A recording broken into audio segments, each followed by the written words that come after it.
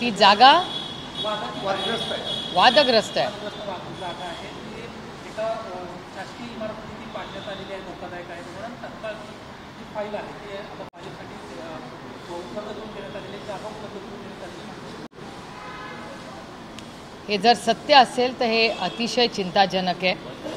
माझं नेहमी म्हणणं असतं नियम कायदे आम्ही बनवतो, त्याच्यामुळे त्याचं पालन आम्ही सगळ्यात जास्त केलं पाहिजे आणि पार्टी विथ अ डिफरन्सच्याकडून ही अपेक्षा नव्हती. त्या कार्यक्रमामध्ये एकनाथ शिंदेंनी भाजपचा उल्लेख टाळलेला आहे. ताई अमित शहा होते त्या कार्यक्रमाला, मात्र पक्षाचं नाव घ्यायचं टाळलेलं आहे शिंदेंनी. तो त्यांचा अंतर्गत प्रश्न आहे. म्हणजे भाजपच्या कार्यक्रमाला शिंदे साहेब गेले होते.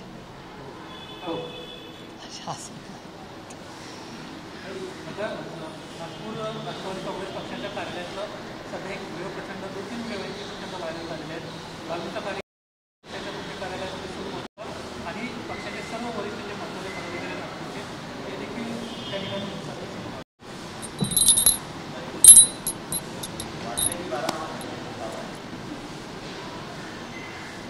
पण एखाद्या राजकीय पक्षाच्या कार्यालयात असा प्रकार घडणं हे कितपत महाराष्ट्राची राजकीय संस्कृती वेगळी आहे, वारसा वेगळा आहे. तुम्हाला खरं सांगू, तो व्हिडिओ मला वैयक्तिक प्रचंड अस्वस्थ करणार आहे. याचं कारण असं की फार कष्टाने लाखो मतदार, कार्यकर्ते, नेते या सगळ्यांच्या कष्टाने तो पक्ष उभा राहिला आणि अतिशय अस्वस्थ करणारी तो व्हिडिओ आहे. कारण का आम्ही राजकीय पक्ष आहोत, लोकांची सेवा करण्यासाठी, धोरण ठरवण्यासाठी तो पक्ष आहे. त्याचबरोबर महाराष्ट्रात आज शेतकरी किती अस्वस्थ आहे, महागाई, बेरोजगारी, भ्रष्टाचार, शेतकऱ्याचं आयुष्य उद्ध्वस्त झालेलं आहे महाराष्ट्रात आज. आणि तेव्हा हा एका राजकीय पक्षाचा असा व्हिडिओ येतो, हे प्रचंड अस्वस्थ आणि वेदना देणार आहे. आज बैठक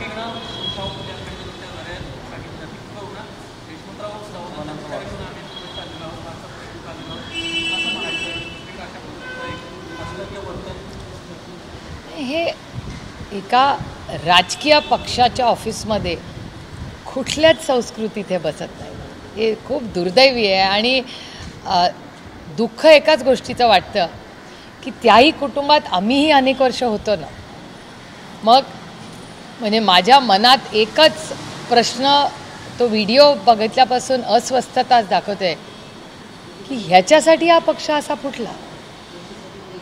म्हणजे आदरणीय पवारसाहेबांकडून ज्या पद्धतीने हा पक्ष काढून घेण्यात आला तो ह्याच्यासाठी किती अस्वस्थ करणार आहे. आणि हा फक्त वैयक्तिक माझा विषय नाही आहे. तुम्ही विसरता लाखो करोडो लोकांनी मतदान केलं आहे या पक्षाला. ह्याच्यात खूप लोकांचं योगदान राहिलेलं आहे गेल्या 25 वर्षात. किती म्हणजे हे खूप खूप दुर्दैवी आणि अस्वस्थ करणारं परिस्थिती. आज पवारसाहेब असतील, तुम्ही प्रदेशाध्यक्ष, तुमच्या सगळ्यांच्या उपस्थितीत बैठका चालू आहेत. स्थानिक स्वराज्य संस्थांची काय तयारी आहे पक्षावर? नाही, पक्ष प्रत्येक ठिकाणून आढावा घेत आहे की काय परिस्थिती आहे, किती सीट्स आहेत, किती आरक्षित आहेत, काय आहेत, या सगळ्याचं एक डिटेल. आणि कार्यकर्त्यांना म्हणजे पवारसाहेब तुम्हाला माहिती आहे कमी बोलतात आणि लोकांचं काय म्हणणं आहे ते ग्राउंडवरनं त्यांना ऐकायला आवडतं. त्याच्यामुळे प्रत्येक जिल्ह्यातून लोक येऊन आदरणीय पवारसाहेब म्हणून ते छोटे ग्रुप्स आहेत.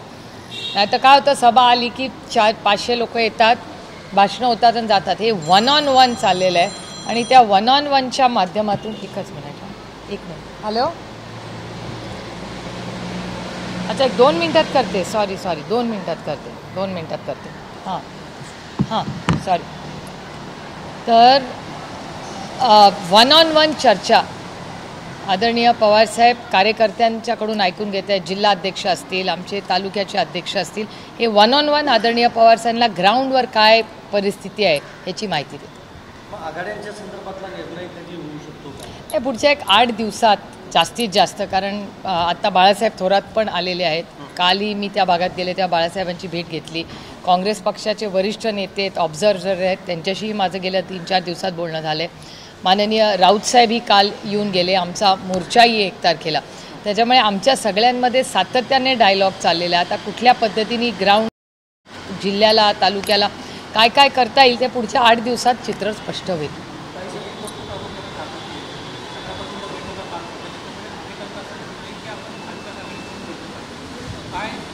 नाही अर्थातच म्हणजे कार्यकर्ते म्हणतील ते सिराखोपा.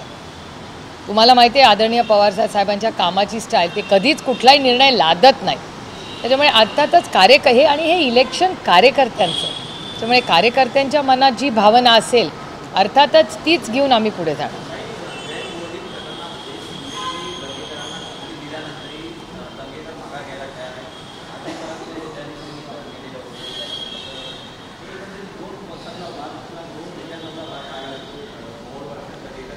मला असं वाटत नाही, मला नाही वाटत ह्याच्यात काही राजकारण आपण आणावं. माझं म्हणणं आहे दंगेकरजी जे वास्तव आहे ते सातत्याने मांडत आहेत आणि याचं उत्तर माननीय मुख्यमंत्र्यांनी पारदर्शकपणे द्यावं. कारण माननीय मुख्यमंत्री आठवड्याला 2-3 वेळा पुण्याला येतात, तर त्यांना माहिती घेऊन राज्याला त्यांनी आपल्याला संबोधित केलं तर आपल्याला सगळ्यांनाच कळेल की वास्तव काय. पण भारतीय जनता पक्ष किंवा मुख्यमंत्र्यांच्या ऑफिसकडून किंवा सरकारकडून काहीच स्टेटमेंट येत नाही. त्याच्यामुळे दंगेकरजी वारंवार वास्तव सांगतात. आजही माझे सहकारी प्रशांत जगताप हे जाऊन भेटून आले, मागच्याही आठवड्यात गेले होते. माझे सहकारी लक्ष्मीकांत खाबियाजी सातत्याने त्यांच्या कॉन्टॅक्टमध्ये आहे. त्यामुळे महाराष्ट्र सरकारने स्पष्टीकरण द्यावं. नाही, जे काय असेल ते माननीय मुख्यमंत्र्यांनी स्पष्टीकरण द्यावं. कारण का माननीय मुख्यमंत्री आठवड्यातून 2 ते 3 वेळा पुण्यात येतात आणि गेले किती दिवस हा विषय चाललाच आहे ना. त्याच्यामुळे जर माननीय मुख्यमंत्र्यांनी एक स्टेटमेंट केलं तर दूध का दूध और पाणी का पाणी सगळ्यांना वास्तव आहे ते कळेल. पंतप्रधान मोदी ज्या वेळेला चीनच्या दौऱ्यावर होते त्यावेळेला अमेरिकेची गुप्तचर संस्था CIA त्यांना मारण्याचा कट केला होता असा दावा ऑर्गनायझरनं केलेला आहे. ऑर्गनायझर वृत्तपत्र मला माहिती नाही, हे ऑर्गनायझरला मला विचारावं लागेल. कारण का हे MEAनी क्लॅरिफाय करायला पाहिजे ना. मिनिस्ट्री ऑफ एक्सटर्नल अफेअर्स त्यांच्याकडून जर आलं तर जरूर आपण मग ते अतिशय चिंताजनक आहे. त्याच्यामुळे हे ऑर्गनायझरनी छापण्यापेक्षा ऑर्गनायझरनी मला विनंती आहे की ते देशाचे प्रधानमंत्री आहेत, त्यांनी हे नुसतं लिहिण्यापेक्षा त्यांनी MEAला हे पाठवलं पाहिजे तातडीने. आणि home ministry, government of India आणि मिनिस्ट्री ऑफ एक्सटर्नल अफेअर्सला हे तातडीने त्यांनी पाठवलं पाहिजे. एका महिलेसाठी MEAकडे एक विनंती ट्विट केलं होतं, तिला काय मदत मिळाली का, काय झालं? नाही, चालूच आहे. काही इंटरनॅशनल गोष्टी पण आहेत. त्याच्यामुळे सातत्याने आमचे प्रयत्न चालू असतात आणि MEAच्या म्हणजे आठवड्याला कुठली ना कुठली केस येत असते आणि त्याचा आम्ही रेग्युलर फॉलोअप घेतच असतो. येणाऱ्या स्थानिक स्वराज्य संस्थेमध्ये विरोधकांचा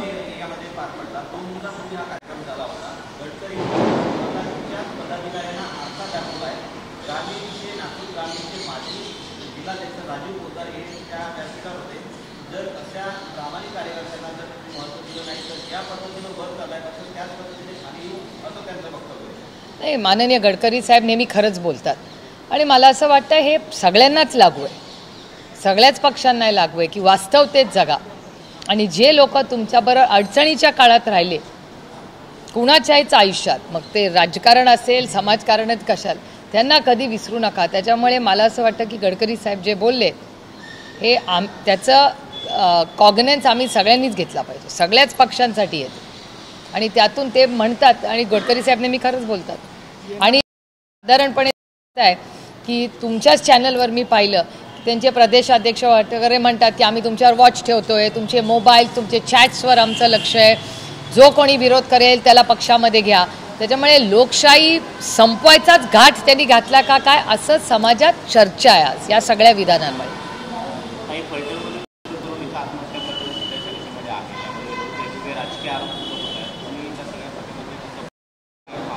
नाही, माझं म्हणणं आहे मी पहिल्या दिवसापासून म्हणते की ह्याची एक पारदर्शक इन्क्वायरी व्हावी, ह्याच्यासाठी एक SIT करा, हे मी पहिल्या दिवसापासून सांगते.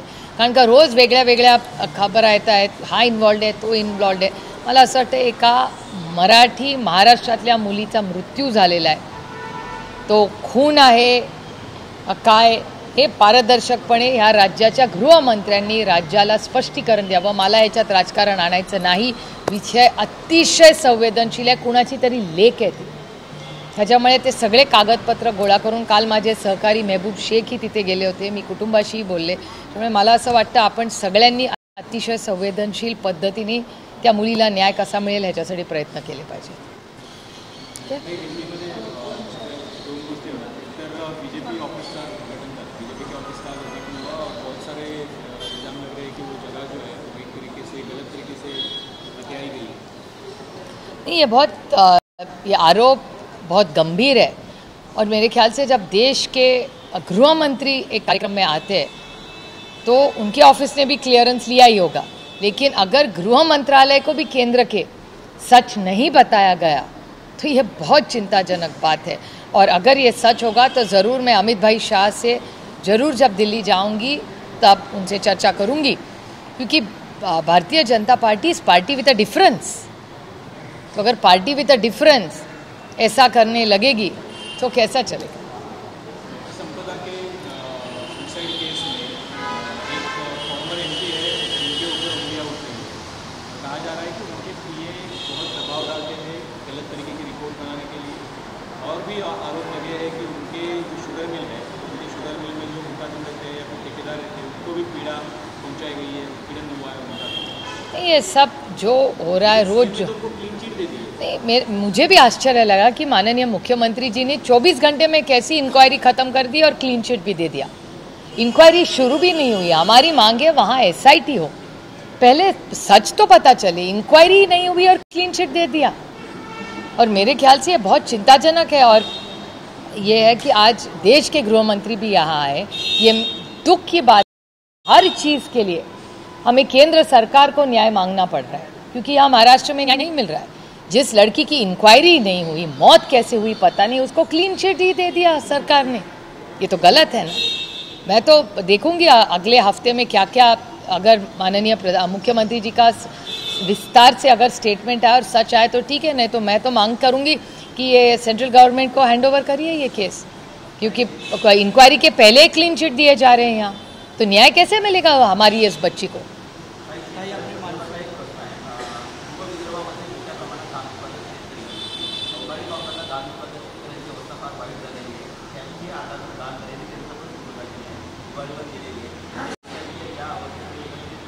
नाही, काल मी स्वतः भाषण सुरू करायच्या आधीच तुमचेही सगळे चॅनलचे लोक तिथे होते, त्यांना विचारू शकता तुम्ही. पहिलं तिथल्या महिला आणि तिथले शेतकऱ्यांनी माझी गाडी अडवली, सांगितलं भाषणामध्ये कांद्याच्या भावासाठी बोला, आम्हाला केळीला भाव मिळत नाही. झेंडू यावेळीच लोकांनी रस्त्यावर फेकून दिला दिवाळीच्या वेळी. त्यामुळे प्रचंड अस्वस्थता आहे आणि अतिशय फसवी ही दिवाळी शेतकऱ्यांना केली आहे. शेतकऱ्यांना तुमच्या चॅनलवर मी पाहिलं होतं, महाराष्ट्र सरकारने सांगितलं होतं दिवाळी गोड करू. कुणाचीही दिवाळी गोड झालेली नाही. ही दिवाळी करावी लागली, दुर्दैव आहे. आणि अशा शेतकऱ्यांचा विरोध करणारा, कंबरडं मोडण्याचं पाप करणाऱ्या या सरकारचा मी जाहीर निषेध करतो.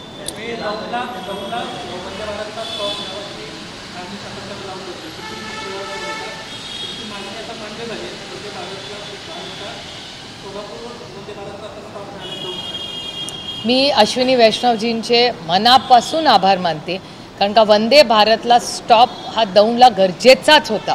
म्हणजे ती अनाऊन्स झाल्यापासून आजपर्यंत मी मागणी करत होते आणि सगळ्यांचेच त्याच्यात सगळ्यांचाच सहभाग होता. स्थानिक सगळे कार्यकर्ते, माझे सहकारी, स्थानिक आमदार सगळ्यांनीच मिळून हे काम केलेलं आहे आणि मी अश्विनी वैष्णवजींचे जाहीर आभारी मानते. ये प्री इलेक्शन की मीटिंग है. हर जिले से लोग आ रहे हैं और एक क्लोज डोर छोटी सी मीटिंग है. पवार साहब हर जिला का हमारा जो अध्यक्ष है उसको बुला के ग्राउंड रियलिटी क्या है उससे बात कर रहे जा रहे हैं. आज का पूरा दिन और कल का पूरा दिन हमारी मीटिंग होगी, उसके बाद निर्णय होगा. बिल्कुल, हम तो चाहेंगे ही साथ रहे और हम जो भी करेंगे महाराष्ट्र के हित में, देश के हित में करेंगे और पूरी ताकत से महाविकास आघाड़ी और इंडिया अलायंस के साथ रहेंगे.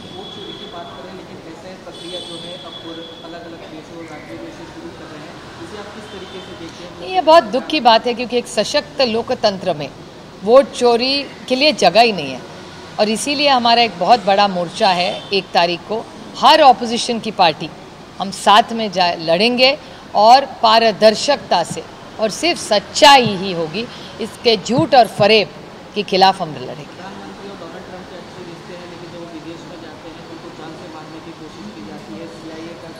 नहीं, मेरे ख्याल से जो न्यूज़ आया है मैंने पढ़ा नहीं है, लेकिन अगर ऐसा कोई भी न्यूज़ है तो ये MEA और जो मिनिस्ट्री PMO को बताना चाहिए। सिर्फ ये एक मैगज़ीन में आने से कुछ नहीं होगा।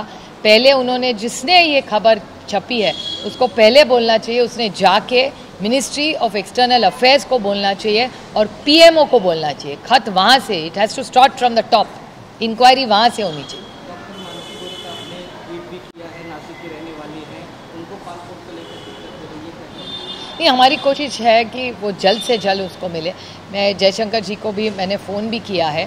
मेरे ख्याल से हर ऐसी महिला की जो भी भारतीय हो उसको न्याय मिलना ही चाहिए।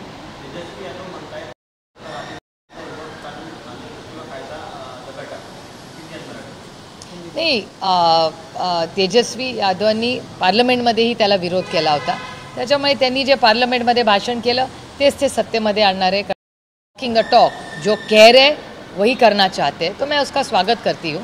और अभी मेरे ख्याल से वो जब मुख्यमंत्री बनेंगे तो सबसे बड़ा उनका भी निर्णय होगा कि बच्चों को जो नौकरी मिलेगी, तभी जब सारे हमारे बिहार के भाई बहन हैं उनको मेरिट पे जो चीज़ें मिलनी चाहिए उस प्रक्रिया को तेजस्वी जी लीड करेंगे। एक बार हिंदी में बता दीजिए कि बिहार में तेजस्वी का नाम दिया गया मंत्री के तौर पर, वो कहते हैं कि वक्त को जो है पूरे नहीं, मेरे ख्याल से लालू जी की पार्टी का जो पार्लियामेंट में डिसीजन था वही वो आगे लेके जा रहे हैं। Thank you.